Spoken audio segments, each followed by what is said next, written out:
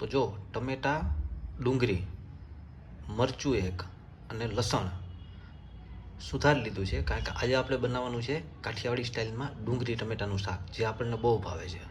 તો અહીંયા આપણે કઢાઈમાં તેલ ગરમ થવા મૂકી દીધું અને તેલ ગરમ થઈ જાય એટલે એમાં નાખી દઈએ ચપટીક રાઈ. તો આ રાઈના ફટાકડા ફૂટી ગયા છે ને, હવે આમાં નાખી દઈએ આપણે જીરું. તો આ રાઈ ને જીરું આપણા ફૂટી ગયા છે, હવે એમાં નાખી દઈએ આપણા કાપેલા મરચાં અને લસણ, અને એ ગોલ્ડન બ્રાઉન થઈ જાય એટલે નાખી દઈશું ડુંગળી. તો અહીંયા મસ્ત મજાની આપણી ડુંગળી પાકી રહી છે ને, આ થોડી એમથી ગોલ્ડન બ્રાઉન થઈ ગઈ ને, હવે એમાં નાખી દઈએ આપણે આપણા ટમેટા.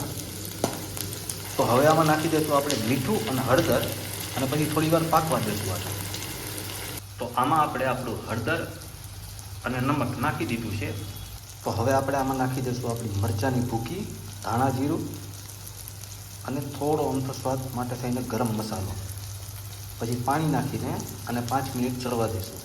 હવે તમારે જેટલો રસો જોતો હોય ને એટલું પાણી નાખીને અને 5 થી 10 મિનિટ માટે થઈને ચડવા દો, એટલે મસ્ત મજાનું શાક બનીને તૈયાર થઈ જશે.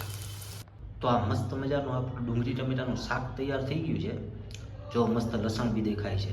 હવે આને રોટલીમાં ચોળીને ખાશું. આપણે ચોળીને ભાવે આ શાક.